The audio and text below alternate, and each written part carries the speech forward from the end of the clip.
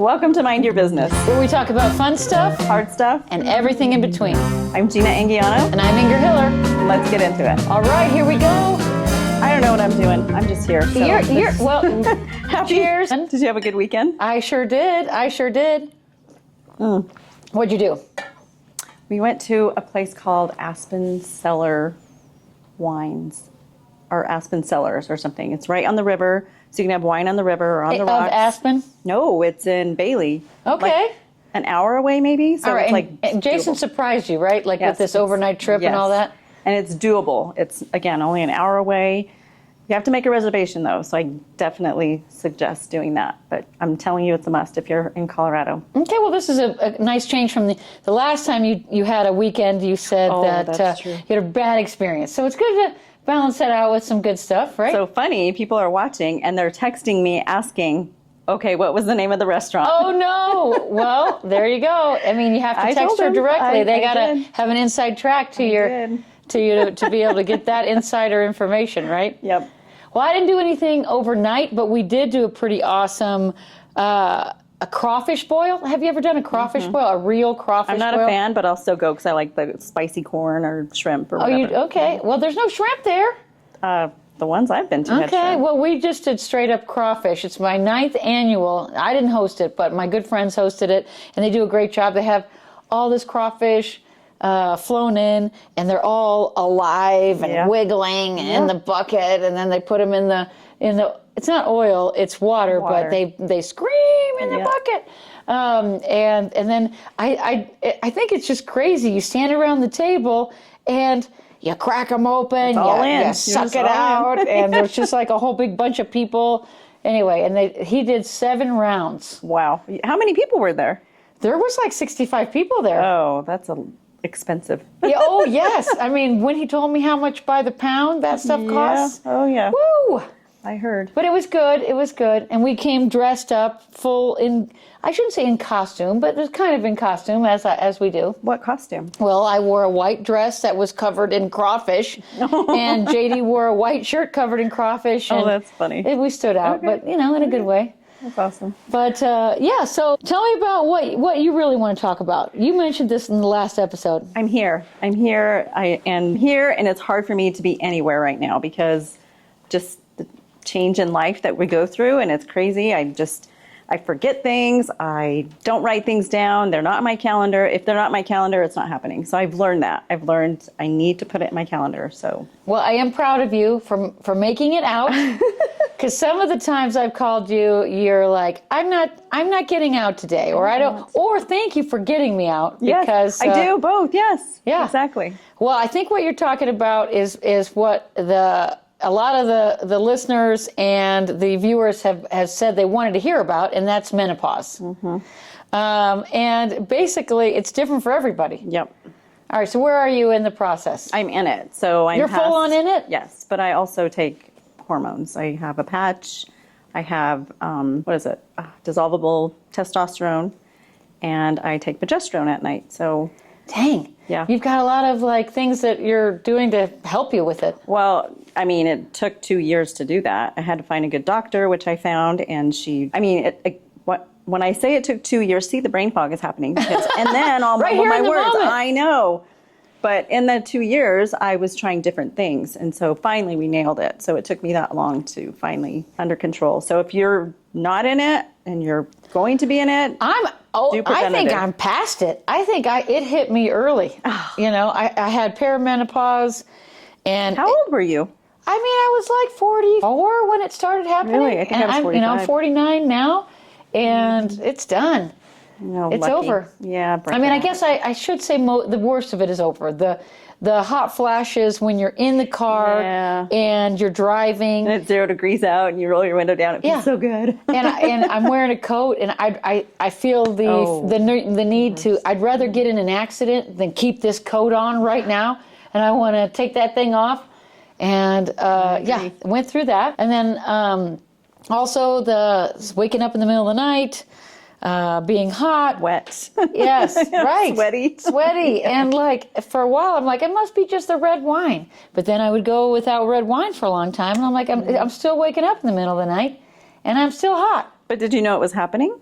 I didn't know exactly what it was when it was happening, but looking back, I mean, certainly the hot and while I'm driving and and needing to strip down, no matter where you are, when or where. Yeah. That I kind of realized I knew that was going on. So Yeah, and I speak openly about it. I'm not embarrassed. I don't care about aging. I don't care about a lot of things anymore. So I'm very open to like putting it out on social media and letting people know, especially get them checked before, to get preventative because it's not fun. how do you do preventatives? Are you talking about these hormones that you're doing? Yeah, go check your levels. Go check your levels. Definitely Okay. check your levels first because I was like down really low on all of them. I was a zombie. I couldn't wait for Jason to go to work. So I feel like this is all about me, and I don't mean it to be all about me, but I did. I was just like a zombie. I like, just please don't talk to me. Just leave. And I felt bad. Yeah, I don't think I mean, mine didn't hit me like that, but definitely the brain fog where I forget things constantly. And I'm just going to, anytime my husband says, you seriously, he does this thing. Seriously, right now? You're seriously asking me right now? And that means like he told me 5 minutes ago, and then I'm asking him again. I'll ask you again. Yeah, and now I'm just going to have to say, like, it's menopause, honey. Yeah. That's all it is. I'm going to blame it on that. But remembering people's names, you can tell me and I'll forget right away. And I've been called out on that because someone got really upset at me for not remembering her name, even though she's like, we've met before, Gina, many times. And I'm like, oh, shoot. And I told her, I said, you know what? I'm sorry, but I'm going to ask you again next time I see you. Did she get over it? I don't know. I apologize because I was sorry. I'm like, it's true. It's what I'm going to do. Well, I mean, I think you have to keep 10,000 people that you know in names in your head. It's really tricky. Yeah, it is. For sure. How about you? Do you have did you ever if you're trying to talk and like me, you can't, your words come out really funny or weird. So Siri, whatever that's why all my social media stuff is all messed up all the time because you tell Siri to post it. Because I talk on my phone and I'm probably mumbling, words that she doesn't recognize. Oh my gosh. Well, my daughter, she is surprised because I talk to Siri a lot to send text messages and things. And I just can't be bothered to listen to, how Siri repeats it back. And you have the opportunity to fix it before sending it. And so I never wait to listen because I can't. Who has time? Who has time to let Siri talk and tell me again what I've said? And so I will constantly just hit send, which unfortunately, Siri butchers my son's name every time. My husband will write back, when I say, Sven needs to get such and such for dinner, and he'll say, "Who is Ben?" Oh, so that happens quite often. Siri does mess that up. So what do we blame Siri's mistakes on? Menopause. I mean, Siri has menopause too? No, she doesn't hear my words correctly. Yeah, I'm saying I'm going with Siri has menopause. Yeah, she's having some troubles. I agree. I agree. I like that better. It's not my fault. Exactly. I'm not taking any blame. I tell my girls, because we had this conversation, they laugh at my text messages. Like the other day, my daughter sent a picture of her in reading glasses, and just regular glasses, not sunglasses. But she said, "Hey, do you guys like these pictures?" And she said, "I think I'm going to try on some boxy looking ones." And I said, my reply was, "Oh, I want to see the boxing ones on you and see what they look like." And it came out as boxing and not boxy. Well, did they send you a boxing one? Yes. A little meme or whatever. Or throw it. Nice. It's funny. So what do we do to prevent it? You mentioned there's preventative. What can we do to battle it, prevent it, deal with it? What do you do? Number one, like I said, go check your blood. I am not a doctor at all. This is just my own advice and my opinion. I wish I would have checked my blood work. I wish I would have gone sooner to check it because I had no idea what was going on. I knew when I had hot flashes that, I'm kind of getting there.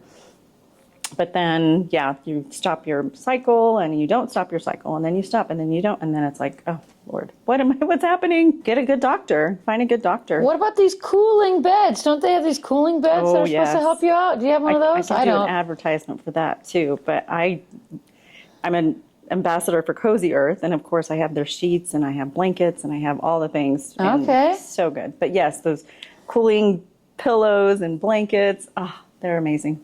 Okay. They are amazing. They're a must for sure.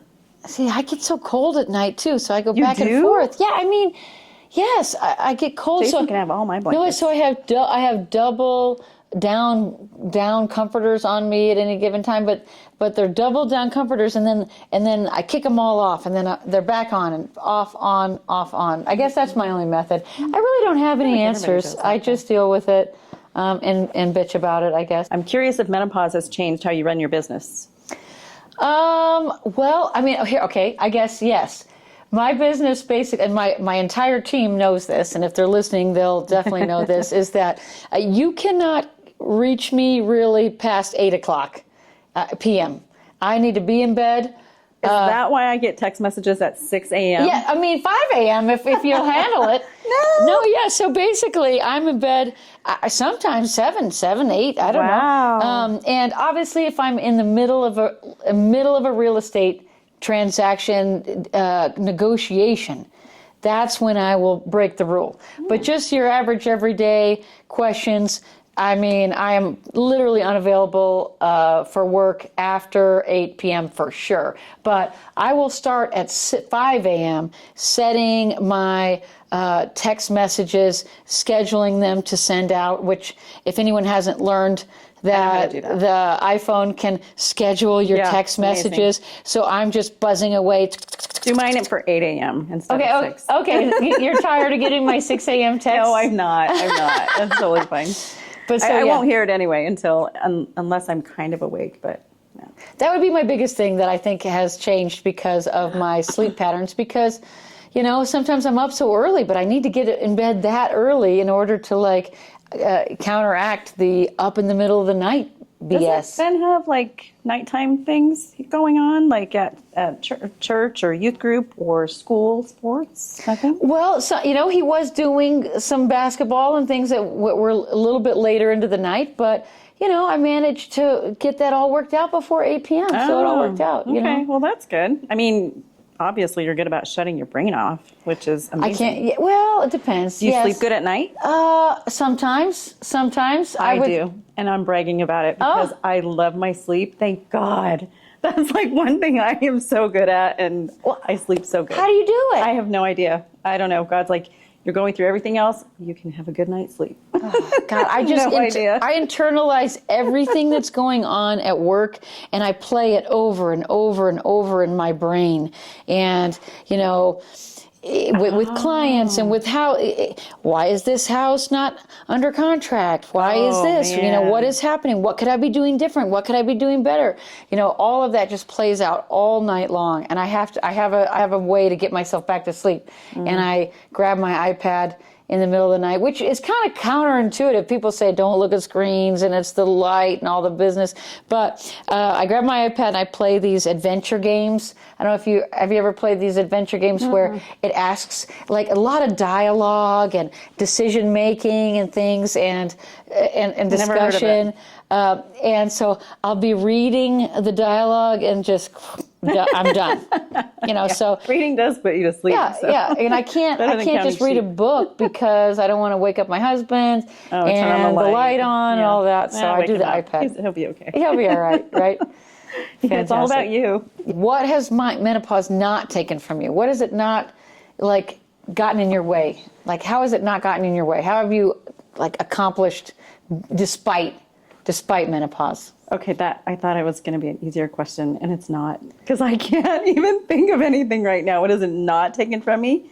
It's not taken the ability to not care what people think. I don't know. That's definitely a plus because I'm there, but I don't know. How about you? Well, I mean, here's what I will say. There's two things I think about when I think about what menopause has not taken from me. And it's a two-part answer. And that is one of the things I think about in middle age is that, people always ask, does it feel like you're invisible when you are, a woman of a certain age, over 40, over 50, whatever it is? Do you feel invisible out in the world? And honestly, I feel like it's kind of a superpower because you can turn and this is just kind of related to menopause, and I feel like you can turn your superpower of invisibility cloak on and off. Because if you, I'm okay with that. if you go into a store and you're like, okay, I actually just want to be invisible. I don't want anyone talking to me. I want to do my thing. I want to go about what I'm doing, and I don't want anyone to talk to me. And I feel like you can. But then we can switch that Karen mode on and be like, if you don't pay attention to me, there's going to be trouble. And so it's like a superpower, actually. So people get down on the fact that I'm invisible. People aren't looking at me anymore. Well, you just have to tweak how to use it. Well, so before you become a Karen, I've tried this, and it really does work. Hey, shout out to all the Karens that are my friends. Love you. Not you guys. I can't believe I said that because I don't usually use that word. Sorry. That's okay. But before I do, I've learned to just put a little smile on, even though I have the right of way and they're coming at me or whatever. I'm just like, I just move. And instead of me like looking at them, being upset and waiting for them to move, go around and just try smiling. Okay. Just saying, just try smiling. Well, maybe when you're smiling in your head, you can be saying, oh, bless your heart. Yeah. In my way. Oh, they don't know my thoughts. Right. They don't know it's in your head. And it's all in there. So. Right. And I will say the second part of my answer to that is anyone that's going through a birthday that I said this when I turned 40, and I haven't turned 50 yet. That's next year, but I think it's only going to be amplified. But when I turned 40, I thought it was completely liberating because, there was a time in my life where basically if I got, a steak, I ordered at a nice restaurant and it wasn't quite right, I don't want to be a bother, and I'm not going to say anything, and I'm just, we'll just let it go. Once I turn 40, I say, I paid X amount of dollars for this steak, and this is not accurate. I want a new one. And so, and I think that's just liberating. I'm not going to take everybody's shit anymore, So I think this is really good, and I feel like we should continue this conversation because there's so much more I have to say, and I feel like you have to say too, and I feel like people would want to hear it. So. Well, yeah, this is just the tip of the iceberg on this conversation because we could talk all day about the different things we do, the different things that we, can do to combat that, and just kind of like our everyday day-to-day life and how we deal with it. Exactly. So, all right. Well, on that note, tune in next week for part 2 of, I don't know if it's the menopause episode, but maybe it's the 40s, 50s episode, or just, we'll figure it out. All things fun.